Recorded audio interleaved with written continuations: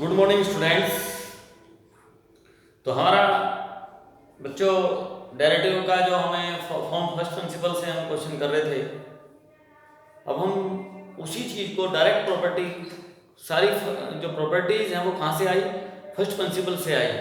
जिस प्रॉपर्टी में भी आपको शक हो जाए या थोड़ा सा ऐसा लगे कहाँ से आई, क्यों आई, भाई जब क्वेश्चन राइज हो आपके दिमाग में, भाई कैसे, हाउ, तो देन फर्स्ट प्रिंसिपल में जाइए और प्रूव कीजिए, तो हाउ का जवाब आपको मिल जाएगा।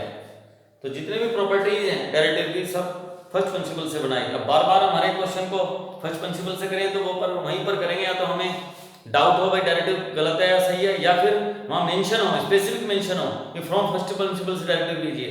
अगर कुछ भी मेंशन ना हो, डेरिवेटिव कीजिए लिखा हो, तो हम सीधी प्रॉपर्टी लगा देंगे। वो प्रॉपर्टी क्या होती है, कहाँ से बनी, फर्स्ट प्रिंसिपल से बनी, क्या होती है, उन्हीं की चर्चा आज हम करेंगे, वो प्रॉपर्टी क्या होती है।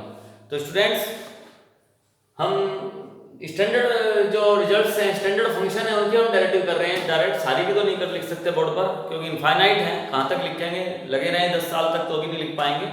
तो स्टैंडर्ड्स जो फंक्शंस हैं उनकी हम प्रॉपर्टी लिख रहे हैं डायरेक्ट। सर कहाँ डायरेक्ट लगाना है, कहाँ फर्स्ट प्रिंसिपल लगाना है, अभी आपको बताया है। जहाँ स्पेसिफिक मेंशन हो फर्स्ट प्रिंसिपल से कीजिए, वहाँ फर्स्ट प्रिंसिपल से करना है। डायरेक्ट लगाया तो मार्क्स नहीं मिलेंगे। हाँ, कुछ ना लिखा हो तो आप जो मर्जी कीजिए, तो ऑब्वियसली डायरेक्ट प्रॉपर्टी लगाएंगे, हम इतना टाइम वेस्ट नहीं करेंगे। तो सबसे पहले s raise to power n का डेरिवेटिव x के रिस्पेक्ट में करेंगे। ध्यान रखना, अगर x के रिस्पेक्ट में करें तो ही हो पाएगा। ये फंक्शन भी x में है और कर्व भी x के रिस्पेक्ट में रहे हैं, तो क्या आ जाएगा, पावर कांस्टेंट होनी चाहिए। अलजेब्रिक फंक्शन के लिए बात कर रहा हूं मैं। अलजेब्रिक फंक्शन जानते ही हो आप किसे कहते हैं, या पॉलीनोमियल फंक्शन बोल दूं तो अच्छा रहेगा। वेरिएबल की पावर कांस्टेंट पॉलीनोमियल फंक्शन होता है। कांस्टेंट मतलब भी नॉन नेगेटिव इंटीजर, उसे हम पॉलीनोमियल फंक्शन बोलेंगे। तो वेरिएबल की पावर n, तो n x की पावर n-1, वेरिएबल की पावर जो है कम हो जाएगी और पावर जो कांस्टेंट है वो आगे आ जाएगी। ये किसी चीज का डेरिवेटिव होता है। सर कल को हम ऐसे करने लगे सर, रूट x का डेरिवेटिव करने लगे, तो कौन सा कंसेप्ट लगाएंगे, यही लगाएंगे। तो ये क्या लिखा हुआ है सर, अभी आप कह रहे थे नॉन नेगेटिव इंटीजर होना चाहिए।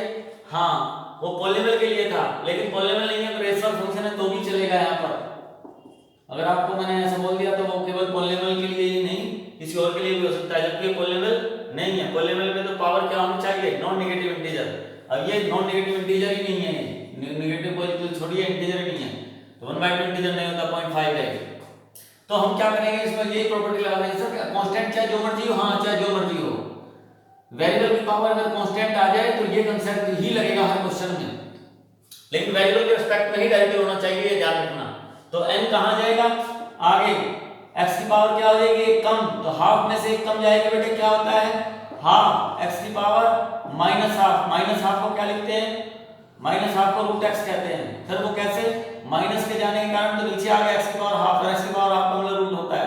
तो हम डायरेक्टली बच्चे जानते हैं, जो स्पीड बढ़ती है उनकी तो इतना टाइम वेस्ट नहीं करते, तो वो क्या लिखते हैं, रूट x का डेरिवेटिव 1/2 रूट x। तो आया यहां से करके देखो, चलो फिर छोड़िए। नेक्स्ट प्रॉपर्टी, ये k is any constant, k is any constant, k कोई कांस्टेंट वैल्यू है और x क्या है, वही वेरिएबल, n भी क्या है, कोई कांस्टेंट। तो k कांस्टेंट अगर मल्टीपल में कहीं ऐसा रहा हो तो मल्टीप्लाई में ही रहेगा, वो आंसर की मल्टीप्लाई में रहेगा, तो हम इसका डेरिवेटिव कर देंगे और आंसर का जो भी आएगा k मल्टीप्लाई में रहेगा। तो n x की पावर n-1 इसका डेरिवेटिव अभी बताया था ऊपर, और k इज एनी कांस्टेंट, तो k will multiply, will remain same. चलो जी, अगर सर अकेला ही k कांस्टेंट आ जाए, वेरिएबल हो ही ना साथ में, तो कांस्टेंट का डेरिवेटिव क्या होगा, 0। क्यों होगा, बार बार बोल रहा हूं, फर्स्ट प्रिंसिपल से होगा। आप फर्स्ट प्रिंसिपल अप्लाई कीजिए, जहां भी आपको ऐसा लगे कि ये मुझे प्रॉब्लम है या मुझे डाउट है या मुझे हाउ भाई का जवाब फर्स्ट प्रिंसिपल देगा। तो फिर भी मैं प्रूव करता हूं, आप उस घर पे कीजिए, हर चीज को कीजिए, उससे क्या होगा, हमारा प्रैक्टिस बढ़ेगी, और practice makes the man perfect. आप जब हर प्रॉपर्टी को प्रूव करने की कोशिश करेंगे तो प्रैक्टिस अच्छी हो जाएगी, आपकी फर्स्ट प्रिंसिपल की अपने आप ही प्रैक्टिस होगी बिना करे, और उधर से प्रॉपर्टी आपको क्लैरिफाई करेंगे, जस्टिफाई हो जाएंगी, ये बात सही है गलत है। मान लीजिए कोई कांस्टेंट है, फंक्शन कोई कांस्टेंट है k इज एनी कांस्टेंट। अगर मैं f of x plus h निकालूं तो क्या होगा, जहां x होगा ना x प्लस h पुट कर दूं, x नहीं है ही नहीं तो k ही रहेगा। तो जो हमारी प्रॉपर्टी क्या होती है, लिमिट, प्लीज आपको दिखाई दे रहा है ना सही, limit x tends to 0, f of x plus h property होती है -fx upon h। F of X plus H कितना है बेटे के, तो यहाँ के रख दिया, ये कितना है के अपॉन में क्या H, limit H tends to zero, limit पहले पुट करते हैं या सिंपलीफाई पहले करते हैं, सिंपलीफाई पहले करते हैं लिमिट बाद में। मैं इसलिए बोल रहा हूँ कि बच्चा जीरो ना पुट कर दे, नॉट डिफाइंड ना दिखाई देने लगे, तो पहले k माइनस के zero, zero upon something zero, तो हम यहाँ limit h tends to zero, zero लिखेंगे पहले, अब लिमिट पुट करेंगे कहाँ h में, h के है नहीं तो आंसर क्या हो गया जीरो, इसलिए कांस्टेंट का डेरिवेटिव जीरो होता है।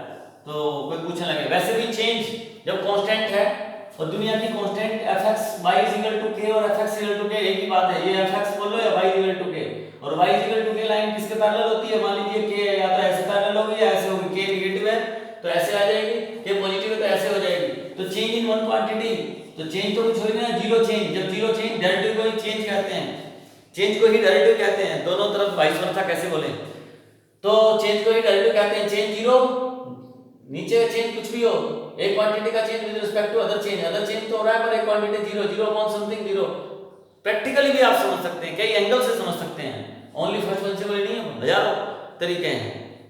चलो sin x का derivative cos x, sin x का तो हमने एक दिन करके भी दिखाया था आपको फर्स्ट प्रिंसिपल में, किसी वीडियो में देखना, अगर देखी हो तो आपने ध्यान से, देखते ही नहीं तो बात अलग है, फिर तो कुछ भी आपको अपने दिखा दें तो भी ऐसी रहोगे, तो पहले नहीं देखी आज दोबारा दिखा दें तो आज की क्या गारंटी है।